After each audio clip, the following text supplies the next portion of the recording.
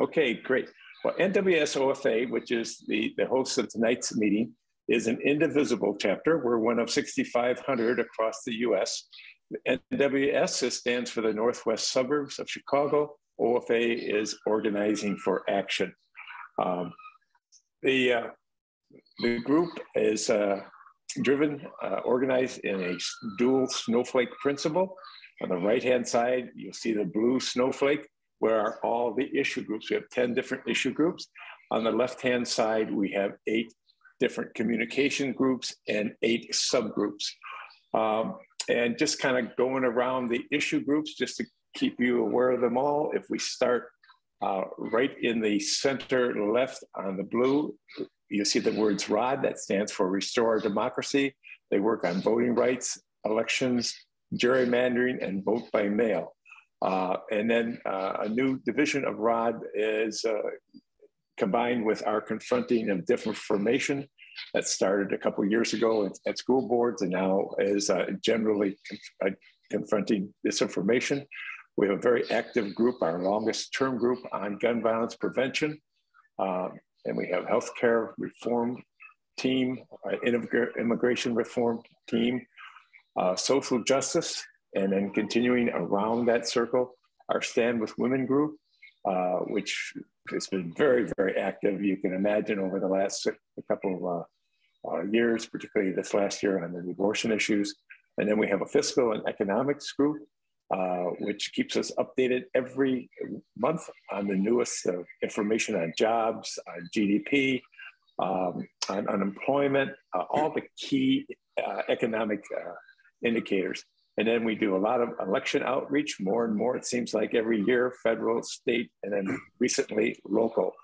And then we have climate change, which is why we're here tonight. The secret sauce of our organization is 23 different leaders that work on these issue groups and on our communications group. And they work tirelessly, just bringing new ideas and thoughts in. And they are very active in what they're doing and how they get it done. So that's kind of the secret sauce. And I'll turn it back to Mark now, who is our climate change lead and does a tremendous job every month coming up with something either mainstream on climate change or part of the environment outreach, which has been so important over the last few years. So Mark, I'm going to turn it back to you. Thank you, Bill. Welcome, everybody, to this month's climate change meeting. I'm finding that it's very, very interesting that things seem to come to me, and that would be the case in tonight's program when Fred Millar gets on, hopefully shortly, and Gerri Songer I've been working with on some of the other things. But when you look at that snowflake, it's with NWSOFA Indivisible, it's kind of like a mobile. If you pull on one thing, it seems to vibrate with a lot of the other issues. So these things are all connected. I went back to school some years ago and got an environmental degree. And I'm reflecting now that almost all that was kind of theoretical. You really couldn't see what was happening. When I actually started working in the field, it was a lot of emergency response. So you were working to try to correct or remediate the problems that had happened. One of my bosses told me, he said, well, it must be real. Well, he said, please understand there are no environmentalists working for this company. And it was an environmental and infrastructure company. And I thought that was funny at the time because I consider myself to be an environmentalist, but some of those people working in the field consider that as a pejorative.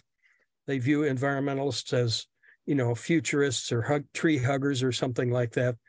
And I think that we can probably be both, but environmental health and safety aspect of it, and I had to go get my OSHA 40-hour training, was a real eye-opener for me.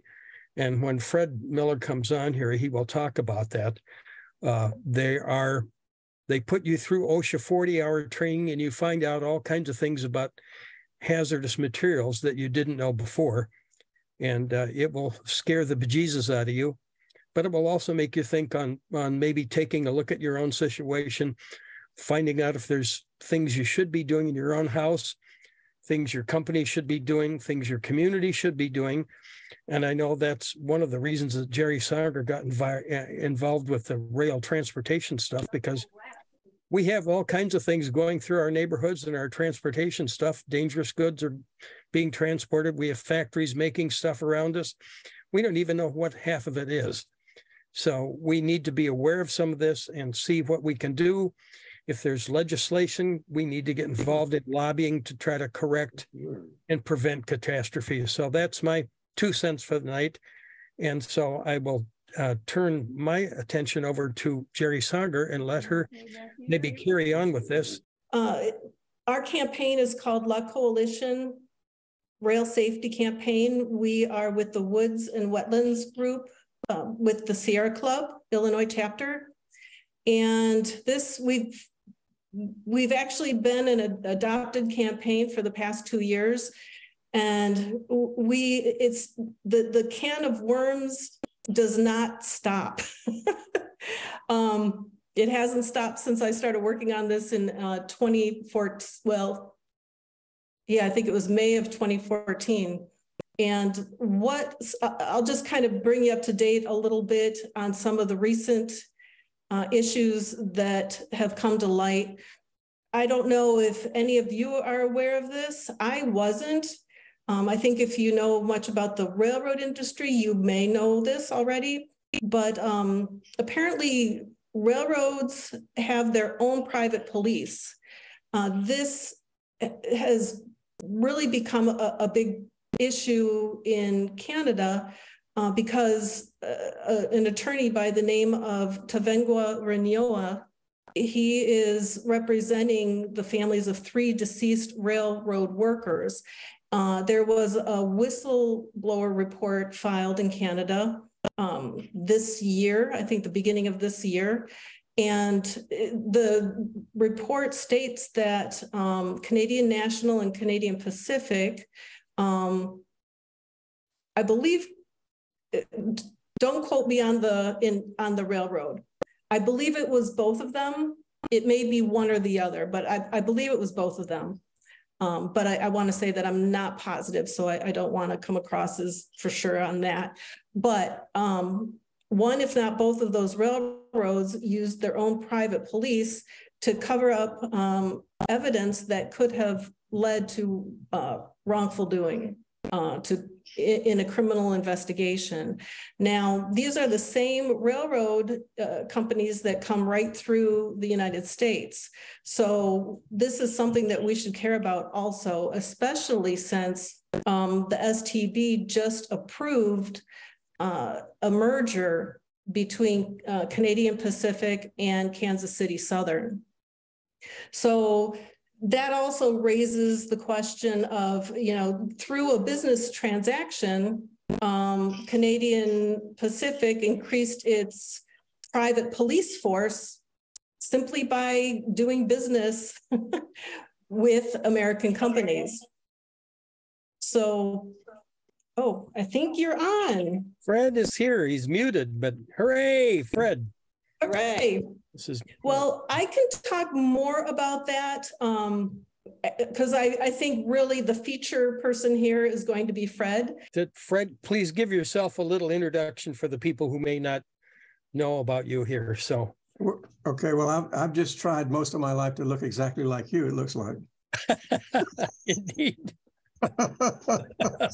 which I promise I was not prepared for. But anyway, I did shake my beard, successfully.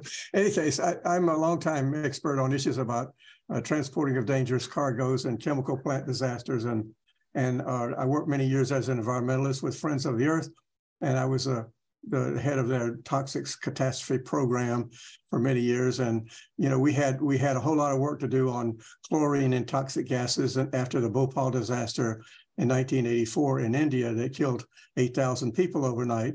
And in effect, luckily for America, it was an American company, American Cyanamide, that killed all those people overnight. And so a lot of Americans said, well, it could happen here. Sort of like what's happening right now with the East Palestine derailment. I mean, we had 3 solid weeks of daily coverage on the Washington Post about that East Palestine derailment, which was actually a fairly small event and in a tiny little town. But obviously there were a lot of people behind the scenes that were asking themselves, could it happen in my town or in a big city? And so what could that look like if it was a really serious release? So in any case, after working a lot on toxics, then I also did some work on LNG and other kinds of dangerous cargoes. And I've worked on chemical facilities and been a consultant also on transportation issues. And so I'm just basically, I'm one of these experts that people define expert as meaning somebody who knows more and more about less and less. And so I'm happy to be with you guys and contribute in whatever way I can to your issues. Yeah, so I'm wondering if you might be able to talk a little bit about SARA legislation, the fact that we are supposed to have a right to know, but you explained that as soon as that legislation was passed, the railroad and trucking industries exempted themselves from that legislation, and the state emergency response commissions and the local emergency response committees were never set up to actually work. So I was wondering if you might be able to talk a little bit about that, the history of that legislation. Okay, well, that is a very important issue, but the main thing it's important to know is that Congress, after the Bhopal disaster, could not pass a bill. They were not strong enough, even though they were very upset, could not pass a bill to put controls on the chemical industry, the chemical facilities in the United States, like the Bhopal facility. They couldn't put in real prevention legislation, but so the best they could do was do community right to know, which means at least we can try to get information from the company. And first of all, what do they have on their plant sites? Which up to then, companies just wouldn't tell you. I mean, they just say, there's no law that forces me out. Get out of my face, Mr. Millar, right? And so basically, that was all. It was an important experiment, is what Congress did. They passed a law called EPCRA, the Emergency Planning Community Right to Know Act of 1986. It was part of the SARA, larger SARA law, but EPCRA set up. Again, it was a noble experiment. They set up 4,100 local emergency planning committees around the country. And the first law in 1986, EPCRA, said that the companies, 12,500 chemical companies are still complying with this law to provide to the local emergency planning committees what they've got on their sites in terms of, the inventory of the most dangerous chemicals. Well, but the local emergency planning committees, very soon, many environmentalists joined local emergency planning committees hoping they would work. Well, they wouldn't work. They won't work. They don't work. And I was on the one in Washington, D.C., and I can elaborate on why we know that's not going to work. But in any case, the short story is we tried that and it did not work. And so we went back to Congress in 1990 and said, we need a tougher law. And so Congress said, well, look, we'll force the facilities to calculate worst case accident scenarios of their most dangerous chemicals on the site and report that to the local emergency planning committees. Well, because the local emergency planning committees would not calculate that on their own. The local emergency planning committees were volunteers. They weren't paid by the Congress or by the feds. They were just a little volunteer committees that are made of several different kinds of groups were supposed to be on it. It's supposed to have broad representation. Industry wasn't supposed to dominate it, but in fact they did. Because they had no other money, sometimes industry would contribute, and most of the time they were completely unfunded, and they soon gave up even meeting, many of them. There were originally 4,100 now. I was told by EPA yesterday this week that there were about 3,000 left. But they hardly even meet, and then when they do meet, they just tick off something on their resume about I was on the local emergency planning committee. So the industry has been providing, again, to the local emergency planning committees, the facilities. What happened in the very beginning was that the LNG industry got itself exempted from a community right to know because EPA decided that, well, that's a very tiny little industry and they're going to be regulated by FERC, the Federal Energy Regulatory Commission, and by PHMSA, the Pipeline and Hazardous Materials Safety Administration within DOT. And therefore, we at EPA, we're not going to put them on the list of regulated facilities. They did have a list of the most the most dangerous regulated chemical facilities, and included a lot of different kinds of facilities, but not LNG. Also, the transportation industry. I mean, what happened was that, look, they just do what they do. They went into Congress and said, you shouldn't regulate us. And Congress said, okay. Now, I mean, what kind of sense does this make? You can have a chlorine gas tank car on your plant site, in your town, or just outside your town, or wherever.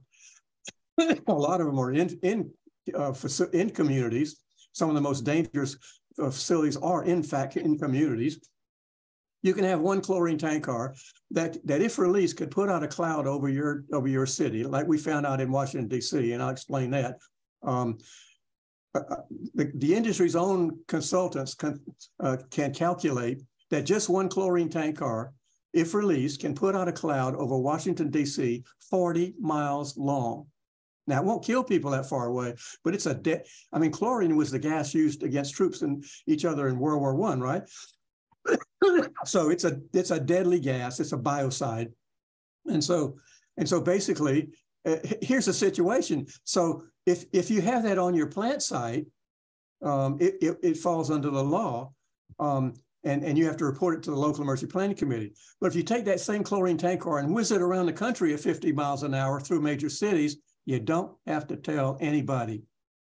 I mean, basically, the transportation industry got itself exempted. I mean, this is an industry, folks, who operates. I mean, you know, we pretend that we're trying to have democracy and capitalism, democracy with capitalism. We're pretending that's what we're trying to do. Let me explain to you a little anecdote about this from our work, which is that when the Obama administration, after a big train disaster in Lac-Mégantic, Quebec, killed 47 people overnight, and that's just because there were 2 birthday parties in a town. This happened at 1 a.m. I mean, this town was virtually deserted, except for 2 little birthday parties at the music cafe that was celebrating their friends' birthdays. Well, you know, life is not fair. When some smokers went outside to smoke, they heard this gigantic crash, and they instinctively ran up the hill. And it was a crash of the railroad tank cars, 60 of them, piling into their little town. And they ran up the hill only to look back and watch all of their friends burn up. That was Lac-Mégantic, Quebec. Now, that scared a lot of people around the country in terms of educating people about what could happen in a really serious wreck, but in a very small town. And so the Obama administration was called on to do some regulations, and they did a very weak set of regulations, and including a very weak routing regulation for the high hazard flammable trains, the most dangerous trains, and they restricted that to a smaller number. And the point that is so instructive is that at the end of that rulemaking process, you know, the rulemaking process generally involves industry people and government experts getting together in quiet meetings in secret rooms and talking about what each side will accept. And then they come out with some kind of a compromise, right? And so I mean, sometimes one side or the other will hold firm and force the other to agree. But I mean, the point is, that is the procedure. At the end of this rulemaking process on high hazard flammable trains, President Obama, the DOT staffers, snuck in a very useful safety concept called electronically controlled pneumatic brakes, ECP braking systems. Now, they're a very good set of, it's a fairly new technology. It's only as 5 or 10 years old, but the railroad industry had been experimenting with it and said, yeah, these are really good brakes. I mean, these brakes stop trains faster. So that's what you need. If you've got a train running through the country and a wheel gets on fire, you know, you get a hot box or whatever, I mean, that could cause a huge derailment. The main thing is to stop the damn train in a hurry. Well, what we're operating with in the United States is ECP brakes had been investigated by the railroad industry, and they decided not to adopt it because it was costly, more costly than the brakes they were operating with, which were air brakes, right? And these air brakes stop the train more slowly, because the air has to travel from one end of the train down to the other end of the train in order to in order to engage all the brakes. Well, so Obama sneaked in a mandate that the railroads should adopt ECP braking. And the railroads were furious. They went to Obama and said, that's not the way things are supposed to operate in this town. You didn't even tell us about that you were going to put in this regulation. And he said, well, yeah, that's right. I got it in though, didn't I? That just illustrates what we've got there. The railroads run things. I mean, they spend millions and millions on their lobbyists, and they win and they win and they win. You know, so I mean, what do we expect when we got a system that allows you to have corporations and wealthy people paying the politicians, contributing to politicians' campaigns? I mean, that's what we've got, right? So, in any case, and that was just a small illustration of the overall problem. We've had years and years of public concerns about ultra-hazardous chemical facilities and ultra-hazardous chemical transportation, and we have not made very many serious dents in that situation. Let me give you one example. In Washington, D.C., I actually did join the local emergency planning committee back in the day in the 1990s, with the hopes that I could contribute and help make it work. And I was on a little committee to investigate the chemical plants in Washington, D.C. So I took my little subcommittee to the sewage plant. It's called Blue Plains, the wastewater treatment plant. And they had state-of-the-art facility, beautiful facility. The manager was very proud. He took us on a tour of the site. He showed us that on his site, he had 10 loaded chlorine gas tank cars on his site in Washington, D.C. And he told us that he only used one a week. When we got into his office, I said, sir, if you only use one chlorine tank car per week, how come you got 10 sitting out here? Well, he said to me, well, Dr. Millar, you kind of got me. He was professional enough to be embarrassed. Well, you kind of got me. He said, I kind of got a sale on chlorine, so I kind of stocked up. Now, that's the way it is out there. These people don't, until they're regulated and enforced, they don't do anything. So we went to the DC City Council and said, this is ridiculous. The Sierra Club actually published a photo of the chlorine gas tank car coming through Washington, D.C. on the CSX rail line. The CSX rail line goes through Richmond, Washington, Baltimore, Philadelphia, Wilmington, and on the west side of the Hudson River through New York City. The Eastern Urban Corridor. That's the CSX rail line, and that's how they make money. They rent out their line to these cargoes, right? It's a freight line, and so as well as some passengers.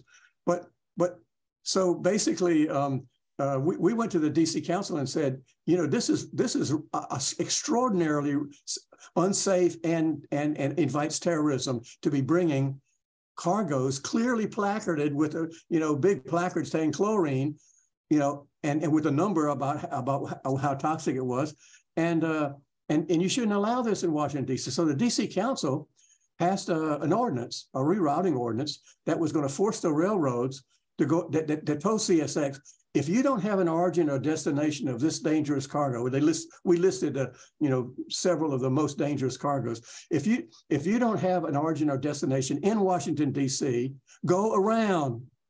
Well, see, there's another railroad. The Norfolk Southern Railroad also has a line up the East Coast, and it goes through little towns like Luray, Virginia. And so CSX said, what, you want us to give our precious chemical cargo where we make a lot of money over to that competitor railroad, Norfolk Southern? And we said, yes, sir, that's exactly what we insist that you do. I mean, the Washington City Council voted 9-1. Only one Republican lady voted against it. That's because she thought some Republican up high, her friend, was going to save us on this. Well, they didn't. And so basically, the council passed a very good rerouting law. 6 other major cities around the country, Chicago and other places, introduced a similar law based on exactly on the DC law. I mean, for big cities, this seemed to be a good idea. What do you know? It seems like the most basic safety thing you can do is protective urban rerouting.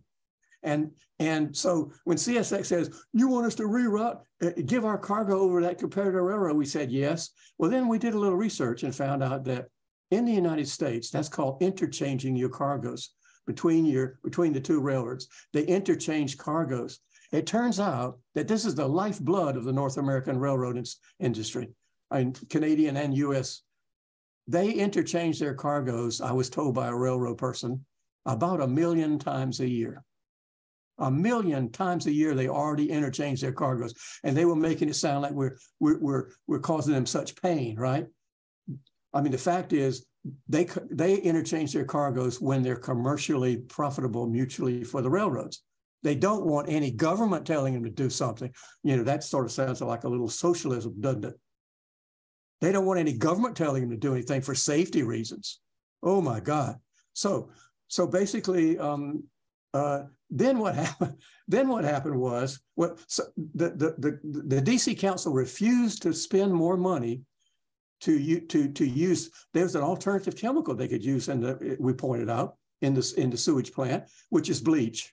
Instead of killing the biological little organisms in your wastewater, with chlorine gas, you could use bleach. Bleach, you could pour it in your hand and nobody gets killed, right? I mean, bleach is not toxic, but any toxic gas cloud. I mean, you wouldn't drink it, but it's not a toxic gas cloud. But DC refused to pay the extra money until the terrorists hit the Pentagon and the World Trade Center, and fell into that field in Pennsylvania. When the terrorists mounted a credible terrorist attack, people in DC at the government said, you know, maybe it does make sense that we don't bring chlorine gas tank cars into Washington, D.C. with a Sierra Club photo showing it moving through D.C. with the U.S. Capitol building 4 blocks in the background of the rail line, 4 blocks. And like I say, the facility's own consultant had shown that one chlorine tank car, if released, could put out a cloud 40 miles long into the suburbs. Well, so after they hit the Pentagon, what do you know? We switched immediately to bleach, and in fact, the insurance companies must be putting pressure on sewage plants around the country, because very many municipal sewage facilities have switched, and other kinds of facilities that use chlorine have switched away to safer chemicals. I mean, that's called inherently safer technology, IST, inherently safer technology. And that's something that environmental groups have been pushing a lot recently, because there's plenty of cases where you can do something safer than chlorine or hydrogen fluoride or anhydrous ammonia or the really bad stuff. There's plenty of alternatives that industry could be using. So in any case, what we did find out, however, is that, you know, this noble experiment from the Congress of the local emergency planning committees just didn't work. In fact, I sometimes say, my experience is, and I've talked to lots of LEPC people and lots of environmentalists who joined LEPCs only to quit in disgust because they wouldn't do their job. And here's the reason why they wouldn't do their job. They were made up of volunteers who could get off work and go to a meeting in the middle of the work week, right? And this means a lot of them were agency people and getting paid, and industry people getting paid to go to these things and to go to these meetings. And local emergency planning committees were local elites. You know, they were the local poobahs, right? In these meetings. And now, and for example, my LEPC in Washington, D.C. was headed by the fire chief, you know, a government agency, right? Fire chief. Can you imagine how many fire chiefs have been hired in the United States? And we've got lots of them, at least 5,000 or so. How many fire chiefs in the United States have been hired because they promised the local city council, I promise to get up in front of this community and tell them that we live in a really dangerous place? Right, 0. You never heard of one that would say that, right? In fact, none of them will. In fact, this is a religion, the LEPCs. I mean, you might enjoy going to one of the sessions. I mean, it's not a Catholic religion, it's not a Protestant religion or a Jewish religion, but it's a religion because at the beginning of every meeting and at the end of every meeting, they all get up and hold hands. Well, I'm sort of embellishing on this a little bit.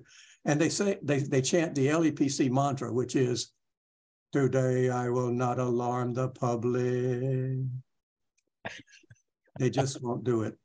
And so I'm not encouraging, I never encourage environmentalists to go and join an LEPC. You might want to sit in on one and ask them, well, sir, when do you actually intend to show the local community vividly the worst case scenarios of the most dangerous chemical facilities in our town?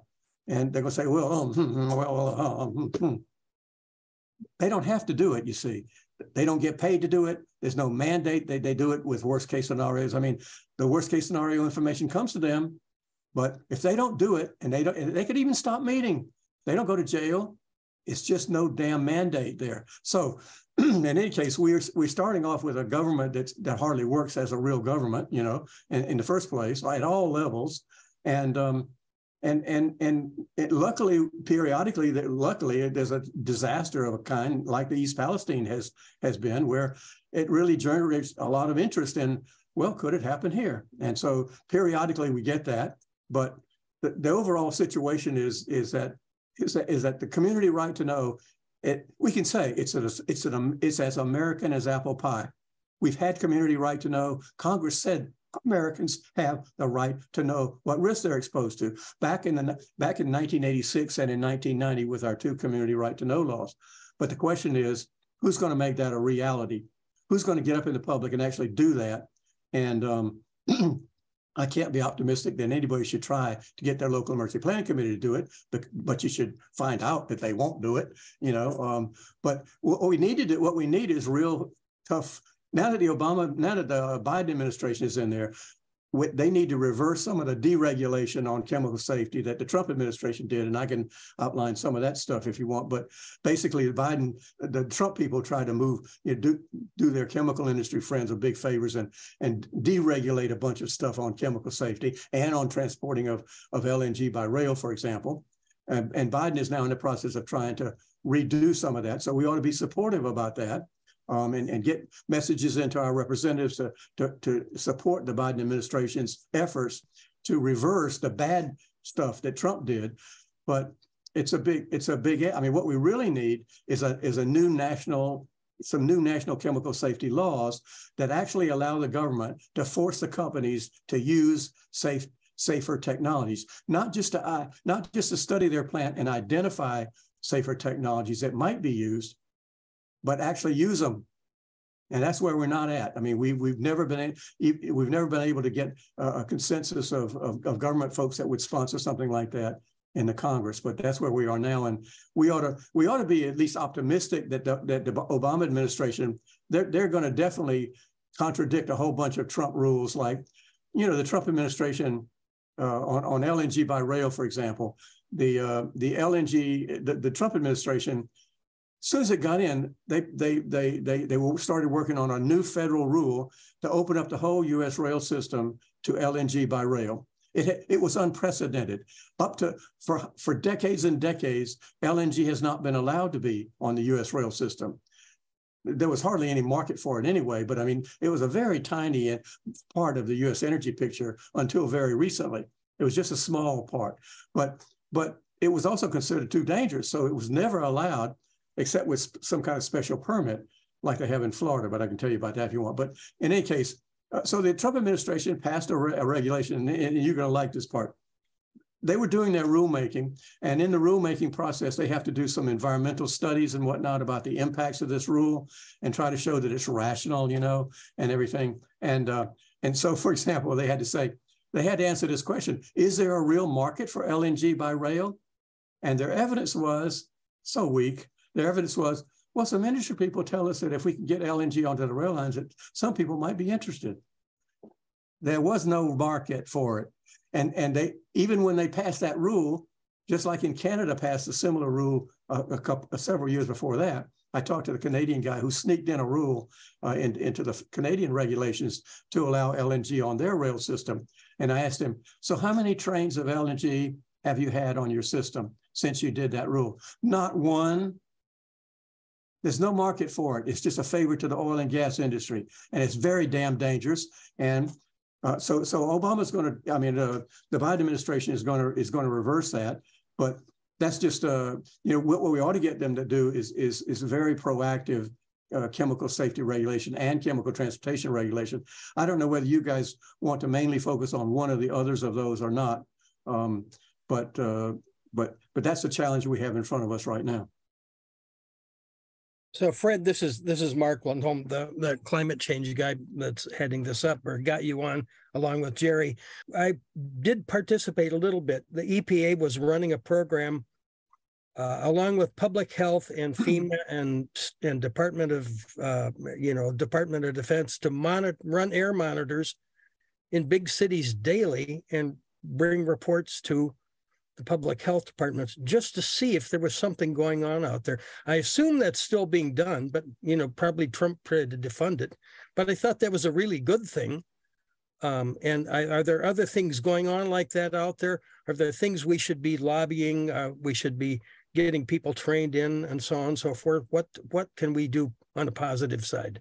I have to confess that I'm basically an expert on safety and security, but I have always left to other environmental groups, Sierra Club and Greenpeace and others, who have picked up all the other kinds of issues, including sort of routine toxic pollution from plants, air pollution, water pollution, the kind of stuff that people in East Palestine are getting a big dose of, from the big fire that they had there, and also climate change. I mean, basically, I'm the gloom and doom, explosion and fire guy, right?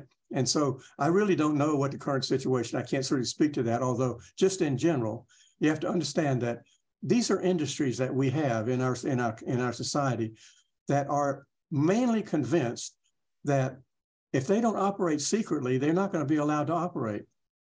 They have to basically try to operate as secretly as possible in terms of what their risks are. And so they would, to impose on the chemical industry any kind of real workable system of toxic air monitoring around their facilities is a big damn deal. Now, in a few places in the country, there have been some successes in local communities, like in some Louisiana communities, where, especially when the environmental justice movement came along, and they could prove that environmental justice communities, poor and minority people, were suffering the worst from routine emissions. I mean, routine meaning flares and all kinds of terrible. I mean, they just, anytime the industry gets into trouble with their process, well, they just flare it off. I mean, that just means they burn it and then the products go into the community, or they just release it. Basically, they got many. One of the reasons why the LNG industry and a lot of the chemical industry is located in the Gulf states, you won't be surprised to hear, is that they have very friendly regulators down in Texas and Louisiana and Mississippi in general. Now, when they tried to put an LNG facility in Mobile Bay, Alabama, they had an uprising there of people who didn't want a really dangerous LNG facility in their town. They moved it over to Texas. I mean, Texas and Louisiana are getting right now a huge influx of expansions of LNG facilities and new LNG facilities. Because why? Because even the Biden administration has bought into this idea that, well, our European allies have done a good thing by cutting off Russian gas that was coming in quite cheap by pipeline from Russia into Europe, right? I mean, they did a good thing. They cut off the Russian gas. They're no longer dependent on Russian gas. And so they're looking for LNG as the salvation, the silver bullet to take the place of the Russian gas. And so even the Biden administration is saying, okay, now we have to send as much LNG to our European allies as we can. And that's just a political reality of from how they see it. I mean, the climate change folks and all of us who are concerned about LNG as a hugely expanding industry, we're not just worried about the gloom and doom fires and explosions possibilities. We're worried about the fact that adopting a new LNG industry means you pay for plants that are going to be lasting 30 years. I mean, an LNG plant is designed to last 30 years. And so even investors are kind of worried about that. Like, really, I mean, with all those damn climate change people out there raising so much hell about fossil fuels, are we really going to have an LNG industry in 30 years? I mean, they ought to be worried, but we'll see, right? And you have to spend a huge amount of money to build an LNG plant. It takes a long time to build one. And once they get it in place, they're going to be in the friendliest part of the country to keep going. So climate change people are very worried about LNG. All the national environmental groups are saying we should not adopt a whole. See, another part of all this is that the current LNG industry is an export industry. In other words, in the old days, back in the 1900 period, in the year 2000, we were an import country. We had several dozen small import facilities bringing LNG from Algeria and Nigeria and Australia and whatnot into our country to be used in places in the country that were not served well by pipeline, especially New England. New England is not served well by the national U.S. gas pipeline industry. So they can't get a whole lot of natural gas up in the winter when they need it in New England. So New England has a giant LNG import facility at Everett, Massachusetts, that brings in giant ships of LNG. And anybody looking at that ship, and especially thinking about the terrorism potential, says to themselves, well, what could happen here? Well, there was a huge furor about that in the Boston area.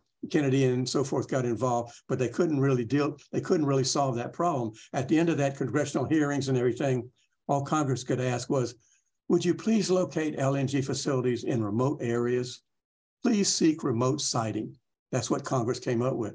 So in any case, I'm just trying to illustrate that we have we have a whole lot of kinds of different problems, and the fossil fuel industry in general is our biggest contributor to lots of chemical risk, but also the climate change risks as well. So we have some alliances to build along those lines.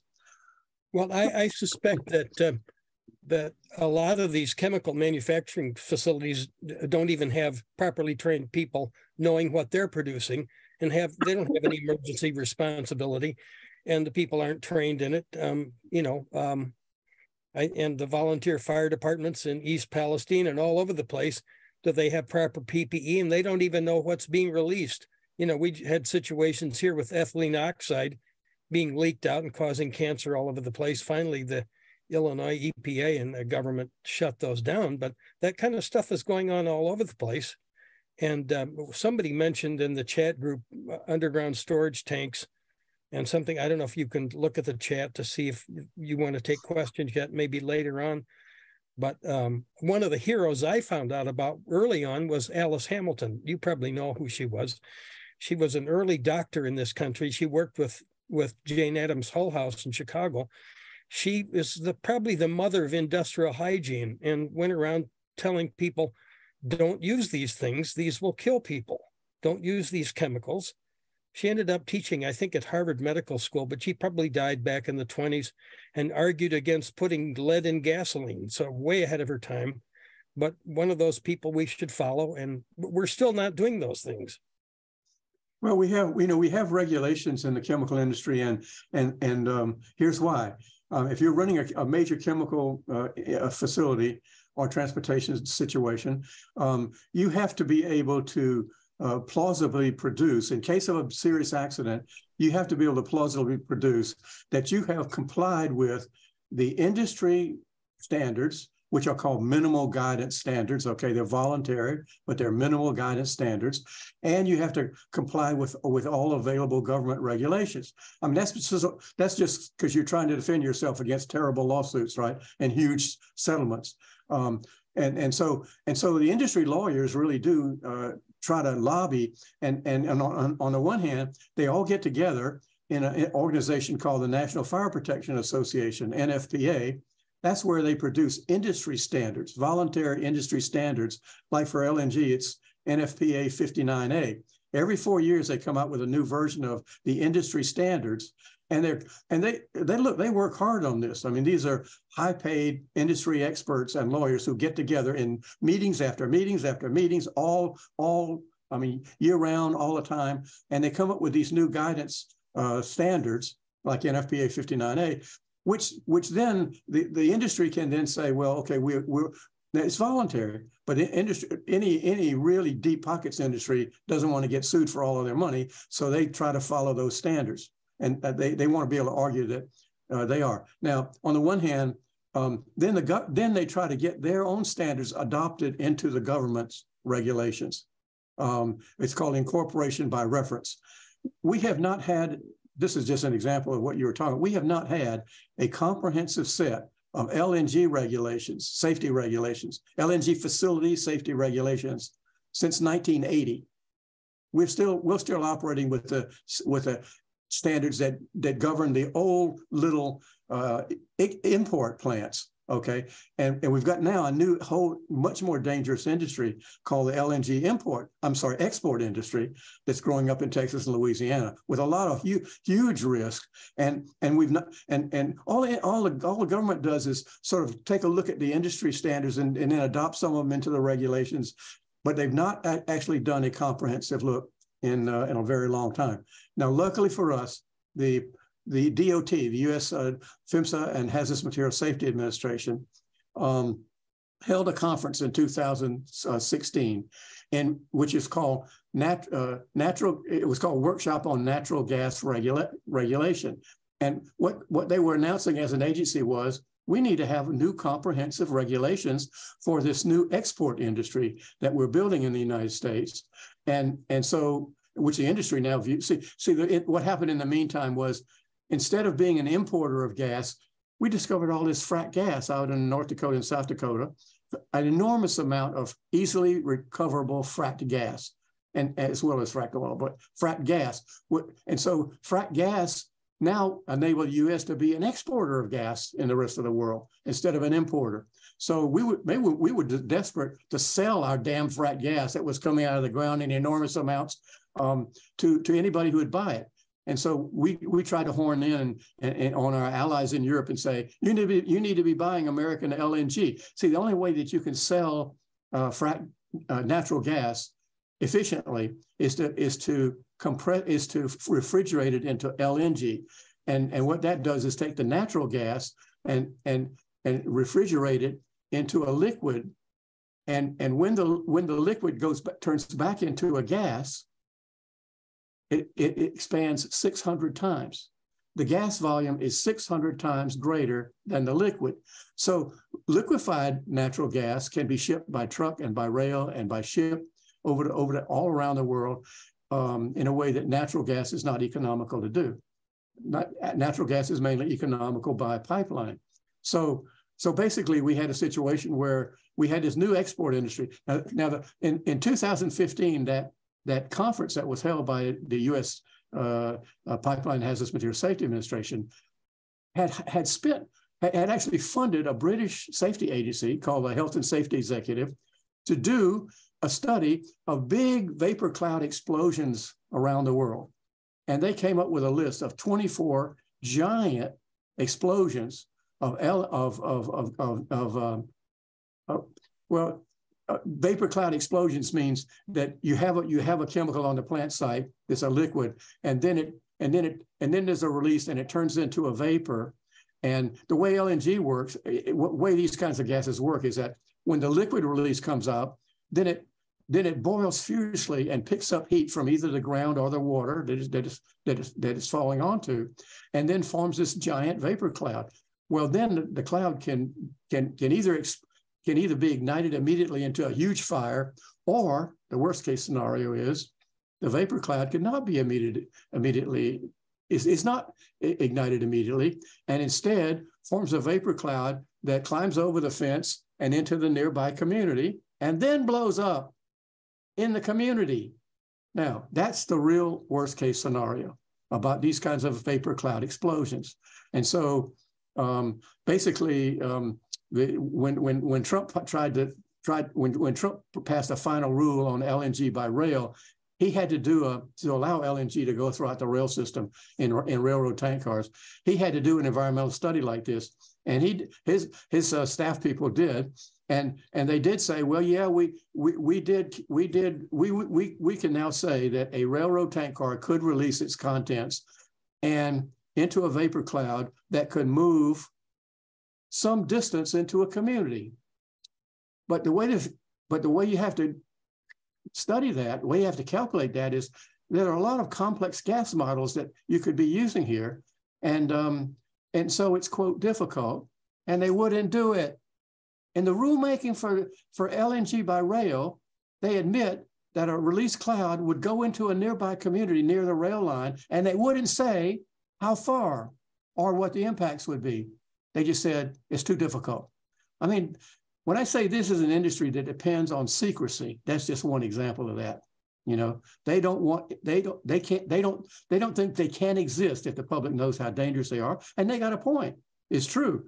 The chlorine gas industry that used to supply chlorine gas to sewage plants has gone away. There's just there's no industry like that anymore, because people are using bleach and other alternatives. So it's our job, of course, to raise the concern, to basically illustrate the risk as vividly as we can. Worst case accident scenarios, worst case release scenarios, whether by accident or by terrorism, is the way that we can do that, mainly in local communities and in legislatures that we want to regulate these chemicals. What does the insurance industry doing about any of this? Do the industry just self-insure, or? The industries, a lot of chemical corporations might be somewhat self-insured, but they also buy a lot of insurance. And I was hopeful to learn. I was hopeful that I would learn that the insurance industry experts would be a force for safer practices, right? And I think to some extent they do. If they found out that some company was actually still sending chlorine gas tank cars 4 blocks from the U.S. Capitol, their insurers would probably raise bloody hell about that.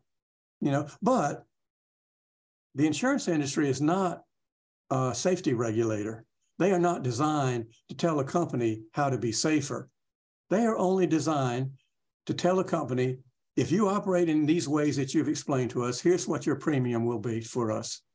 You will pay us a higher premium if you're less safe.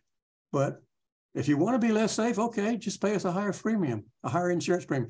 And the catastrophic risk for the insurance company, the calculation for that gets blended in with all other kinds of comprehensive risks, so that this is basically a negotiation between a risk-imposing chemical company and a risk-insuring insurance industry, and all their documents are secret. It's all proprietary information. And right now, the situation is that the industry tries to keep as much of its information proprietary. And even now, when the major LNG facilities are giving their information to the U.S. government, they submit it to the U.S. government with a stamp at the top of every page, proprietary or privileged. My friend Dr. Jerry Havens is the main LNG expert in the country from the University of Arkansas, and he recently got hold of some government agency documents about LNG, because he was trying to figure out whether they were being honest in their calculations or not. But when he got to the page that was really important, there was a list of calculations that went down the page, and next to every one of them it said privilege. This is a government industry document that he got. Beside every list, it said privilege, privilege, privileged, privilege, privilege. In other words, it was redacted and secret.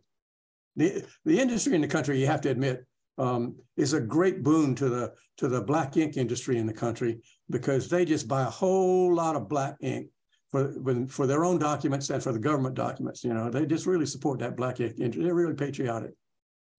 The only way I see to really address this is, from the perspective of an elected official, that those industries can make or break a political career, and they can't do anything good unless they stay in office.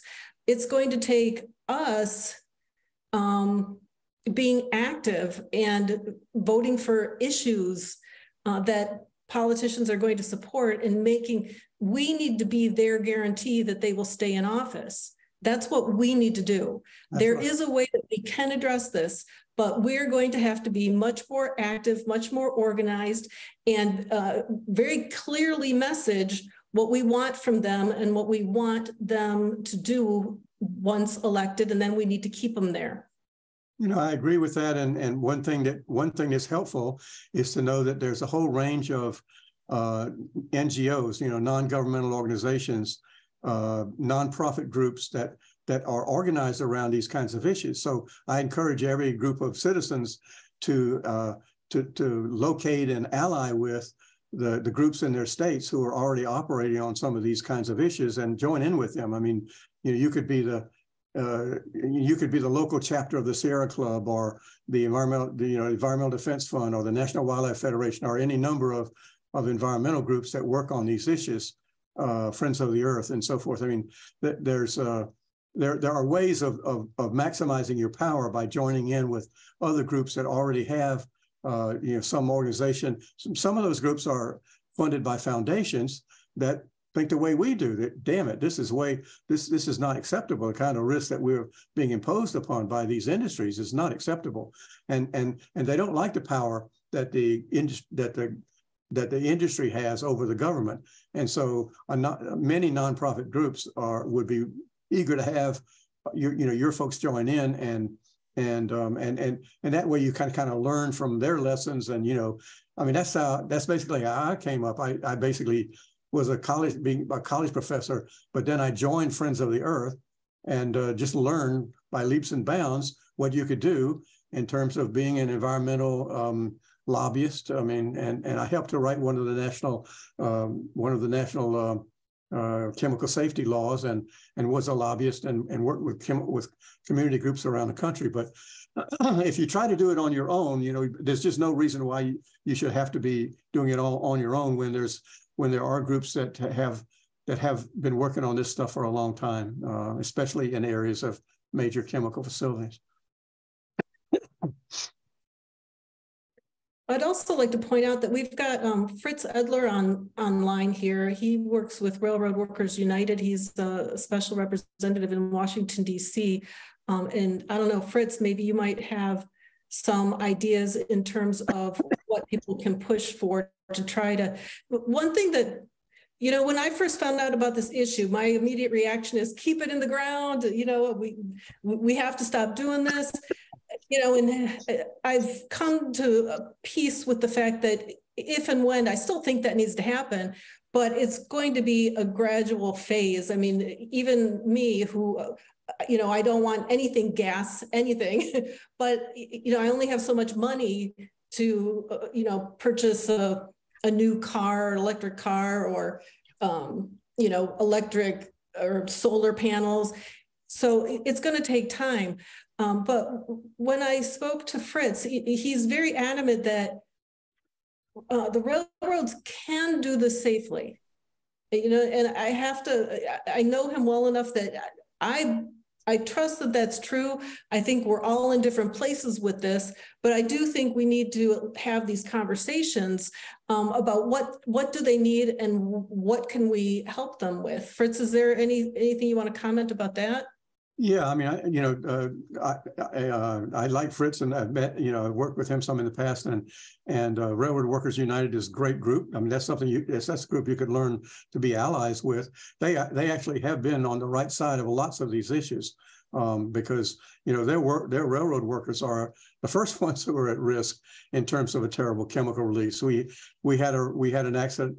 A chlorine gas tank car accident in Graniteville, South Carolina many years ago, where the railroad workers were the main victims of it because the chlorine gas got out before they could run away from their own train, And so basically we do have a lot in commonalities with them, and they would be allies in a lot of these kinds of things. Let me mention that it's probably true that you can say that the railroads can carry these cargoes safely, but there are some limitations on that. And so what we want to be doing is, I mean, I was appalled that in reading all the Washington Post coverage of the East Palestine derailment, people spent most of their time talking about what we can do about detectors on the track or hot boxes and this kind of stuff. And in 3 weeks, there was not one word about rerouting the most dangerous cargoes around the most dense populations. Not one person was suggesting. Now it's true, because that's not going to help East Palestine, which is a little tiny town, right? But it might have helped Cleveland or Pittsburgh or Philly or wherever this train was going and coming from. And so the point is, rerouting is an absolutely major basic safety thing, and it's not happening. And so when that issue gets, well, when people start to be serious about how can you make trains safer, one of the things they mention is trains should slow down, you know, and then the railroad industry pushes back on that. And I saw a big national meeting where the regulators were talking about new regulations to slow down trains and the chemical trains.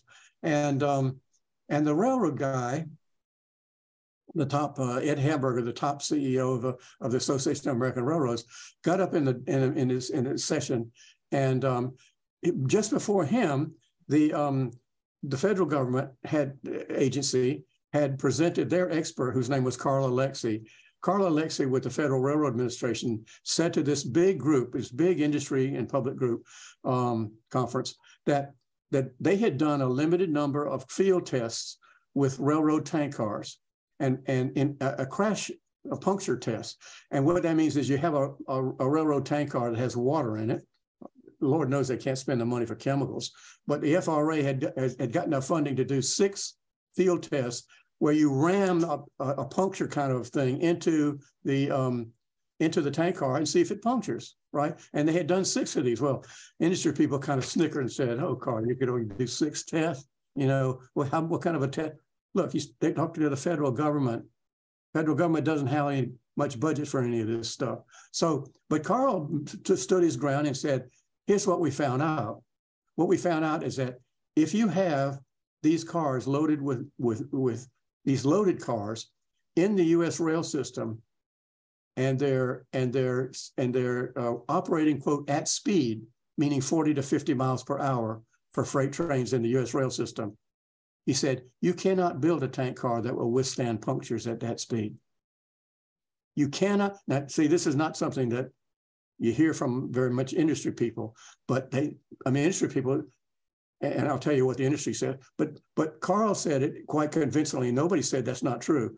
They had done testing on different thicknesses of railroad tank cars, and he said, at railroad speeds, you cannot build a tank car that will withstand punctures at that speed. And a derailment, of course, where this tank car is jumbling all over and hitting bridges and everything, right? So then it was followed by the railroad guy, Ed Hamburger, AAR, who got up and said, and, you know, he's like the prince, right? He practically needs to wear a ring every time he gets up. And he said to the audience, he said, "Now look, fellas, you know, one of our main clients for freight railroad in this country is UPS, United Parcel Service. They need to get things out there fast.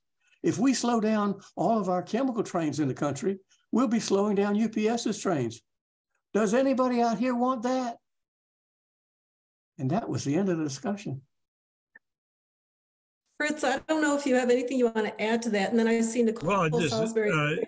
First of all, I always appreciate northwest suburbs of Chicago and Indivisible because of the programs that they have put on. And I've been proud to be on the same platform with Fred Millar on various occasions over the many years.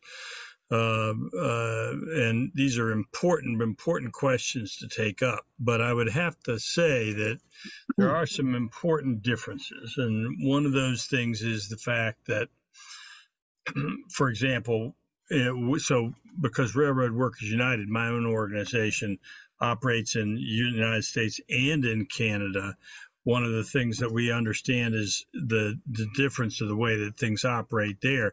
And in Canada, everything, unlike the U.S., tends to be more about the question of you're either really pro-pipeline or you're pro-oil by rail. And in the U.S., it's more like you're anti, well, you're pro keep it in the ground versus moving it in some way. The fact of the matter is that in both countries, all across the North American continent, that we have to figure out how to do this stuff safely. And we also have to figure out how to not do it. We have to figure out how to get to the place where we don't do it. And the big question is if you don't do it by rail, are you going to build an entirely new, brand new, financed infrastructure that is dedicated only to the movement of whatever that thing is, and then have to justify it and finance it and make sure that it happens going forward. The alternative, of course, is that as railroad workers, myself and all my colleagues in North America, there are ways that we can do this. We know this from around the world. We know that there are ways that this can be done.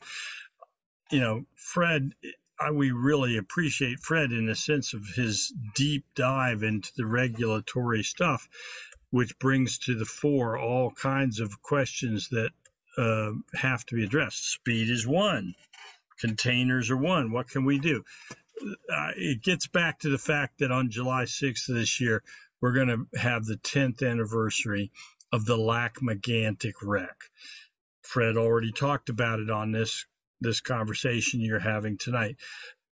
After 10 years, there's a bunch of things that we know that we didn't know before, although, you know, obviously we you know, could be aware of them and be concerned about them. One of those things is the fact that when they had the trials, the criminal trials, which I was directly involved in Canada, about who was going to be responsible for those things, the government produced 40 witnesses about how things were done, and every single one of those government witnesses that were supposed to prove that it was the individual's responsibility, they spilled the beans. They spilled the beans on the real way that the private railroads operate and the way that the private railroads do these things. So, you know, there's various ways we can look at this, and one of them that is presented by various people is that it is the question of whether we're going to leave it in the ground, quote unquote, whatever versions of that there are, leave it in the ground. In other words, we're not going to move the volatiles at all, or are we going to move it? And then the question is, are we going to move it? Are we going to move it on the rails, or are we going to build a brand new freaking infrastructure that is dedicated to that and has to be sustained for that? We do know how to do this. We don't want to do it. It's not our goal to do it. We don't want longer. We don't want heavier. We don't want all of the various kinds of violations that we've seen that has to do with what came out in the trial in Lac-Mégantic. But the fact of the matter is that for the time being, we're going to have to move some of this stuff. We can do it safer. Fred talked about the volatiles, the various gases and components of fracked gases. Well, one of the things that we know is that they don't have to ship that by rail. That's an asked and answered question. We already know the answer to that, but they want to do it. They want to ship it that way because it's a profit center. The big problem here is that you cannot trust the private railroads to do the right thing. My own organization and many others, a lot of other organizations across the country and across the continent are starting to say, well, what we have to do is we have to operate the railroads in the public interest. And this is one of the things that hasn't come up in this conversation. You know, if we want to be able to move these things in a way that protects all of the people here, not just the rail workers, but the communities that are trackside and whatnot. For example, in the East Palestine situation, Fred talked about the ECP brakes. Well, ECP brakes would have possibly made that wreck much, much, much, much less dangerous. Also, if we had made it less long, if we had blocked it in a different way. But we know how to do those things. This is not rocket science. We've known how to do this stuff for a very long time. The reason why the dangerous things and the bad things happen is because of the way that the private railroads and their captured regulators decide to do things. So I would just say that, you know, between now and the 6th of July, which is the 10th anniversary of the Lac-Mégantic wreck, and the Lac-Mégantic wreck encompasses all of the worst problems, the worst decisions, the worst policies, the worst regulations, the worst of everything. Between now and the 6th of July, this is our opportunity to engage the public in this conversation and figure out how to do this. there's no way we're going to not move these products. Let's move them safely. And the way to move them safely is to have the people who know how to do it and the stakeholders, all of the stakeholders, be involved. Right now, that's not happening. And I did put some information about the 10th anniversary Memorial March and a trip to DC. If anybody's interested, please feel free to email me and I can get you more information. Nicole Salisbury, you've had your hand up for a long time. You want to ask a question? Yes. Hi, everyone. Good to see you, Gerri. You know, it's been a while. But maybe forgive me if I missed this, but I was just wondering if the railroads were just as secretive as the chemical industry, and also about what is being done about, I guess, to upgrade the railway infrastructure through the Infrastructure Act. The railroad industry is the carriers for the chemical industry. I mean, they are the chemical industry's carriers, and so that they basically serve the chemical industry, and they're often allies in their lobbying in Congress and so forth. I mean, the industry and the railroads are almost always on the same side. Fritz, I was glad to hear from Fritz, and one thing he didn't mention was that another aspect of the recklessness of the private industry, both the chemical companies and the railroads, is that they're pushing now to be able to reduce the number of workers on a train. I mean, there's a big fight around the country and in various states about whether you can operate a huge long train safely with just one, or you need at least two workers. And we've had two for quite a while in most places in the country. I'm not an expert on this, but I know that's a big fight. And of course, the railroad workers say that, look, the railroads, especially in the Trump administration era, have gotten much, much longer, much, much heavier, much, much harder to handle. And to think that you can now downgrade your on-train staff from 2 to 1, you know, and think that one person can handle a train that's 2 or 3 miles long is just fantasy. I mean, it's just completely reckless. Well, the industry says, oh, we've got wonderful computers now, and we don't need to have 2 people on a train. They don't want anybody to run the train. They want to just run by computer. I understand. That's one suggestion too. Cole Bennett has a hand up. Cole, unmute. Hi guys, my name is Cole. It's so nice to meet both you guys talking about such an important issue. You guys have been talking about a lot of the national conversation that's been going on with the rail industry. What can be done, or what are some improvements that can occur at the state or local level to help with this issue? Well, one of the powerful things that the railroads did was ensure that railroad safety regulation would be entirely a federal matter. It's federally preempted. States and localities can do virtually nothing except maybe have, you know, nicely colored track crossings. Okay, I mean, states and localities are preempted by very heavy-handed federal law, and that's where the industry can focus their lobbying in terms of getting what they want. And it's been that way for decades and decades and decades. And the industry that goes back to Gerri's comment about the railroad police. The railroad police appear to have complete jurisdiction over everybody regarding their rail properties and their infrastructure. Is that true? And they answer to the railroads, not to the public. Well, I'm just focusing on the safety side of it, which is, you know, I mean, here we have a public that is widely being put at great risk, and they are being kept in the dark in various ways. I mean, you probably can't find a local emergency planning committee in Illinois or anywhere that has vigorously studied the risks of the trains coming through, because they don't have to under the federal EPCRA law. The railroads got themselves exempted, and the railroads they might come in and, you know, kind of grandly offer to make a presentation to an LEPC, but if you start asking them really sharp questions, this is the new kind of secrecy, or the new footing for secrecy, is nowadays in the last 20 years, what they tell you is, well, sir, you know, we wish we could inform you about those risks to you, but it's a terrorism question, you know.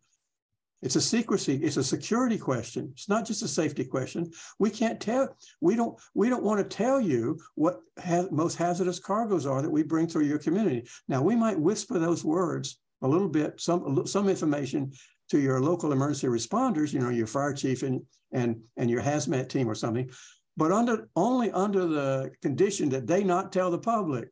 And so, see, the fire department now and the local emergency response management agency, they become like partners with the industry and keeping the public in the dark. But they that's after an accident happened. Well, even before, no, I mean, basically the whole idea is that the railroads can now claim, like the chemical industry does, that we are not going to tell you what the most dangerous chemicals are on our plant site, even though their tanks are clearly placarded. Okay, I mean they need that for their on-site workers and emergency response teams. I mean, imagine a chemical tank car is 30,000 gallons coming through your town, and it's clearly placarded, and they think that terrorists can't figure out what to attack. I mean, this is completely phony, but it's the most basic thing that they have convinced local officials and state officials to just back off, because what are you trying to endanger? Are you trying to endanger your community by telling them what the most dangerous chemical plant in town is? Well, I had conversations with with representatives from the Illinois CERC and the Lake County and McHenry County LEPCs.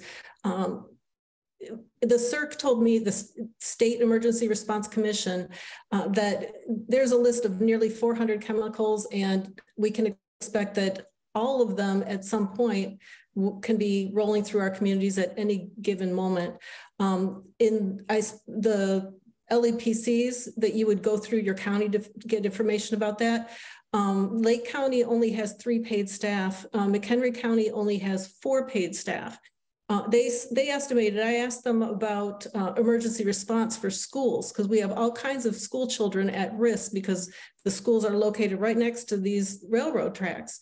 And they said they estimated it would take a team of about 8 paid staff 2 years just to locate them, let alone figure out what a 4-corner evacuation plan would be. And actually Nicole Salisbury, she was part of that conversation. I don't know if you want to comment on that or not, but in order to evacuate, I want to make sure that you kind of separate. I've heard you, Fred, say that emergency response is a waste of time. And I understand why you say that, because once it blows, either you're dead or hopefully you're running away from the incident. But there is evacuation. For example, if I'm going to bring a group of school children outside for a drill, we're going to leave all doors, all the way around the building we're going to come out of. And that's not what you want to do if there's been a spill or, a fire. You want to go upwind, and you need plans in place. You've got students with special needs, students who will need medication. You need to know where you're going to bring these kids, what buses are going to be available in case of an emergency evacuation. All these things need to be planned ahead of time. Nicole did get some legislation introduced last session, but it met with a lot of opposition from the chemical companies, the rail companies, and you can correct me if I'm wrong, Nicole, but my understanding was that if it were to move to the floor, it would have died because of the opposition, and we needed stakeholder support, which we're still working on. But where is that going to come from? It's not going to come from the railroads. It's not going to come from, or I should say, the rail industry. We did get a resolution adopted by Railroad Workers United. Thank you, Fritz, for helping us out with that. And we're trying to go through unions, but it's not going to be the chemical companies.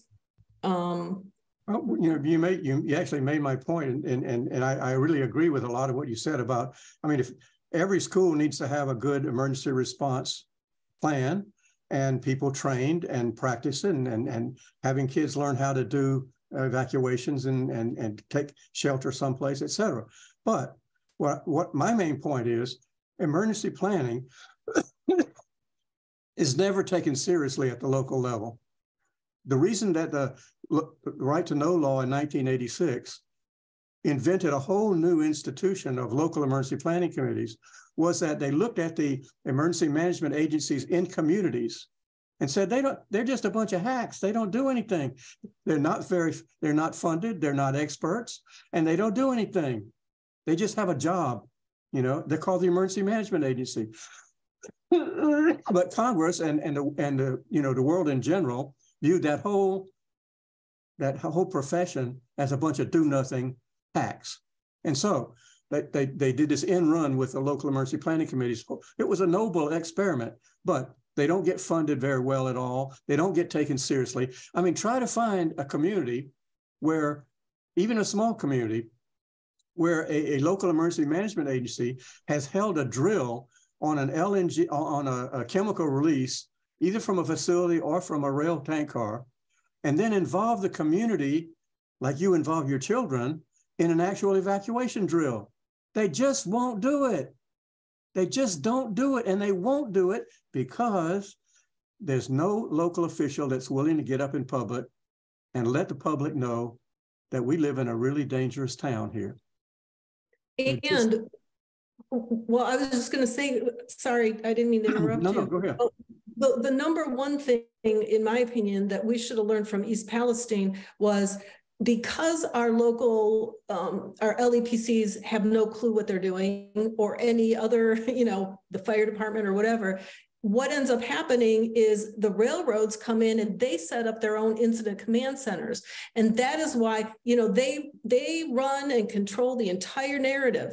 And they are exactly the ones that don't want you to know what's spilled. They don't want you to know how many people could be impacted, yet they're telling the governor what to say. They're telling the EPA what to say and what tests to do and where to do the tests. That we do not want that. But that's because they have the experts. They have the money and they buy the experts. And even if the government hires a few experts and the experts start to get some real knowledge about these kinds of things, guess where they go and get more money?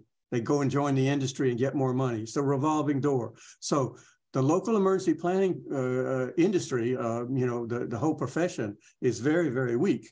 And I'm just suggesting that it's more important to start to build your own non-governmental organization strength and not try to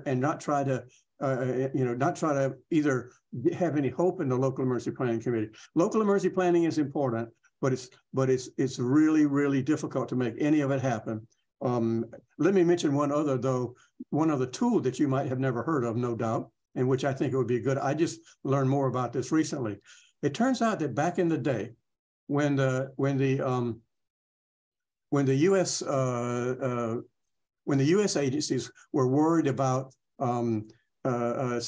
terrorism, that Congress and a lot of other people tried to put limitations on community right to know, and they tried to erase it, like make community right to know sound like, oh, that is so dangerous. You can't have the community know anything, or you'll be helping those terrorists out there. And who knows how many people in the community are terrorists, right? And so US EPA, which did care about community right to know, and the US Department of Justice put together a final rule, an actual federal final rule to teach local officials how you can communicate risk to the public without violating security problems. And here's how they did it. It's a beautiful document. It's just completely unknown. It's disappeared into the ether, right? It's been suppressed. But what it does is it teaches local government what they can do. What they say is you can get up in a public meeting and you can describe the documents that you get from the chemical industry in a kind of generalized way. And I hope some state officials will take a look at this and try to educate local officials on how to do this. You can get up in a public meeting and you can describe in a generalized way what kinds of chemical risks exist in your community. As long as you don't put that information into any kind of format that could be easily spread on the internet worldwide. As long as you don't put it into any kind of, in other words, you can't produce Excel charts or anything that could be easily put onto the internet and spread to a lot of other people, including terrorists. I mean, it is a very brilliant document because on the one hand, they say we're balancing the community's right to know versus security concerns. And what we decided was, as long as the information is being spread in a generalizable way that is not easily spread on the internet, it's okay. It is. Now, you can't find a set of local officials who know that or who are teaching anybody about that. I can't point to you a single example of where that's happened in the United States ever since that time, ever since 2000. There's nobody who knows about it. But I'm just telling you, it's there. As far as I know, it's still a federal law. And it makes eminent sense. That what that means is you have to find some state or local government officials who are willing to actually give that a go, and take the documents that are already available in the local emergency planning committee, and find ways of discussing those documents and those risks. No, don't put it on the internet. So we got a hand up, Jim McGrath. Yeah, quick question. With everything that we've talked about tonight, is there, and I think I always come with this question, is there any legislation, either at the state or federal level, with bill numbers that we should be supporting or against? Well, right now, I think, the problem is that there have been some recent congressional legislation like the FAST Act and so forth, that put a lot of new legislative mandates on the federal agencies. And so, in other words, they're supposed to come up with new regulations on LNG, and they know they're supposed to reverse the Trump administration's regulations on all kinds of things, both in chemical industry facilities and in transportation. And they're starting to do that. I mean, I've had some calls from federal officials who are working on those issues, and they've actually announced. I mean, one of the first things that the Biden administration did when it came in was to promptly suspend the Trump administration's rule on the LNG going out into the whole U.S. rail system.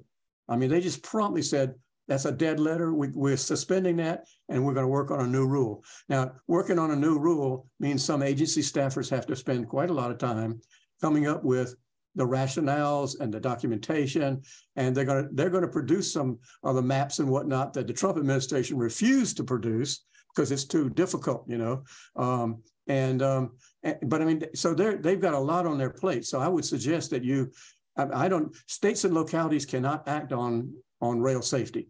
And so I don't know of any sort of federal law right now that we need to that has a number. The EPA, I'm sorry, the EPA first person I talked to recently said, our new rule on risk management planning is almost finished. And so, we're going to be putting out a proposed rule fairly quickly. And that's the rule that overturns some of the Trump rules on what a local emergency planning committee can communicate to the public and all that. But I mean, it's like I say, they've just got a lot on their plate. So you might just try to talk to the national groups and look at their websites, the Sierra Club, Friends of the Earth, Environmental Defense Fund, NRDC, and they will be your first. They have Washington staffs, and they will be your first glimpse of what is possible for you to get your people to support. Thank you. Another hand up here, Charles. Charles? Yes, sir. Mr. Millar. Charles Praddock here with the Chicago Greens. Two-part question. Chicago had services 6 of the 7 major railroads. Isn't rerouting going to, is that hardly even achievable? And wouldn't that generate significant opposition? And the second part is, does rerouting really constitute a hazard abatement of a tank car product? Thank you. Good Okay, no, look, I mean, anybody from Chicago should be the most interested in this question of anybody in the country, because you're the man, you are the place where these railroads converge, right? Now, I have occasionally seen in the trade press, the railroad trade press, that some chemical industry person is bragging about how he is serving his customers better now because he has found a way of rerouting around those congested Chicago rail yards. You got a whole bunch of very congested Chicago rail yards that people pull out their hair trying to get through with trains, right? And so basically, I mean, but this is like what guy can do in his own commercial benefit, right? There's nobody out there in the railroad industry saying, we want to reroute around Chicago for safety reasons. And God knows they don't want a government telling them to do it. But nonetheless, you're right that there, in the first place, you should know there are ways to go around Chicago. There are ways to go around Washington, D.C. and go through Luray, Virginia instead. There are ways. And you made the point that they don't have to build new infrastructure to do this. They could do this through those interchange agreements, which they already do 1 million times a year. Now, look, I mean, in other words, this is just nonsense that we can't do a serious rerouting regulation. It would be called urban hazmat protective rerouting. Urban hazmat protective rerouting. And basically just tell the railroads, if you can go around, do it. Now, if you haven't, that's what our DC law that I helped write said, that if you have an origin or destination in our town, well, okay, we're not going to interfere with that. But the point is, if you can go around with the most dangerous cargoes, I mean, explain to me why and the railroads will just say, well, you know, I heard a railroad guy say, look, you know, we built our railroads 200 years ago to connect your damn cities, and now you want us to go around? Well, yeah, that's right, we do. We want you to go around. Now that means people in northern Illinois and in other places that are not in Chicago, they might see more dangerous hazmat traffic. But when people say to me, oh, this is a moral dilemma, isn't it? You got people at risk in here and people at risk in the major cities and people at risk in the small town. I say, look, it's not a moral dilemma. Here's my invitation. You go and talk to 10 church pastors or church and synagogue pastors in your town, and you ask them to discuss this question the next Sunday. Do we want our most dangerous cargoes to go through our town or through Chicago? Now, how many of those upstanding church congregations is going to come out with the answer, oh, no, we want them to still go through Chicago? Because, you know, we don't want the risks. Put them through Chicago. The railroads connected Chicago, and that's the reason they go there, is that's what they did when they had no regulations at all and they really dominated the whole country. They went wherever they wanted to. And if they wanted to all go into Chicago, they just did it. And they would go through St. Louis and they go through Pittsburgh and they go through everywhere, you know. But it's not God-given. It's just what they decided to do with their railroads. Now, we can now say, look, this is you don't have the same challenge. You now have ways to go around Chicago. I mean, everybody in Chicago should look at a U.S. rail atlas of what the routes are around Chicago, and don't be unknowledgeable when you're talking to a railroad person who says we all converge in Chicago. How can we do? Well, even your own industry people sometimes brag about how smart they are because they found a way to avoid Chicago. Of course they're smart. That saves a hell of a lot of time, and time is money in the railroads. Okay, so we just don't need to be defensive about the value of rerouting. Oh, and let me just finish by saying, when Washington D.C. raised bloody hell, and people, I wish Chicago had done this, but when Washington, D.C. raised bloody hell about the chlorine tank cars coming with the U.S. Capitol building 4 blocks in the background under that Sierra Club photo, and the Washington City Council passed a rerouting ordinance, CSX Railroad said grandly with their, as if it was a big favor, okay, well, we're going to voluntarily reroute some of our cargoes out to that other line, Norfolk Southern, as if that was some kind of grand gesture of gratitude, of generosity. as if they didn't already do it 1 million times a year. But they did reroute for a while. They stopped bringing chlorine and ammonia and hydrogen fluoride and hydrogen cyanide. They stopped bringing some of their most dangerous cargoes because we were taking pictures of them with the Capitol 4 blocks in the background. Now, in Illinois, what would be a good picture? What would be a good picture of a railroad tank car clearly placarded of chlorine or whatever with some city hall or major other, university or whatever in the background? Chicago skyline.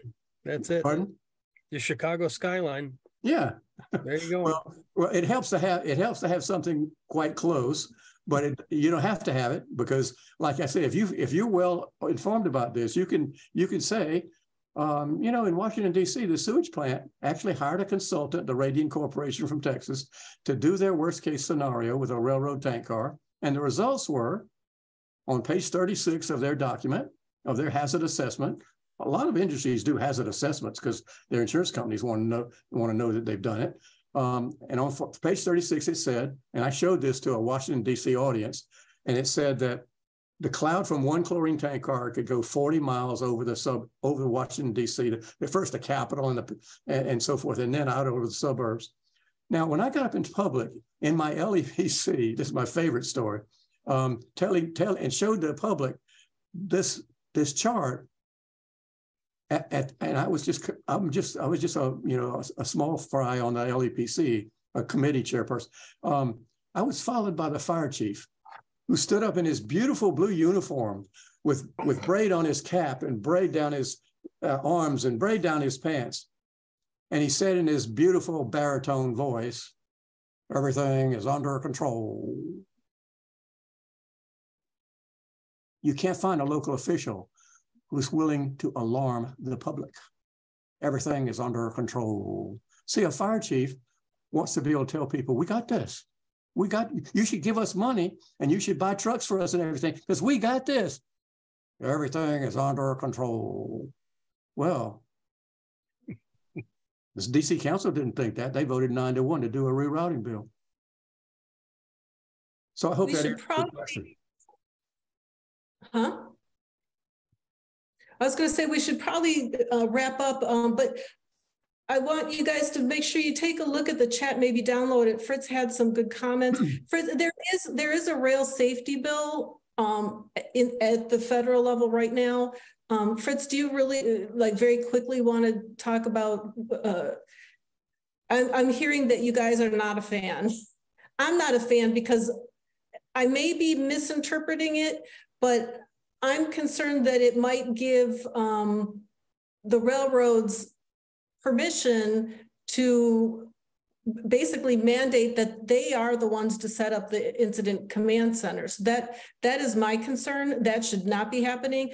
But Fritz, do you really quickly want to touch on that? And then we should probably close here and thank everybody. Fred may wish to speak on this. I'm speaking specifically of what's called the Rail Safety Bill. It's in the United States Senate. It is a, quote, bipartisan bill. And it is a direct response to what happened in East Palestine.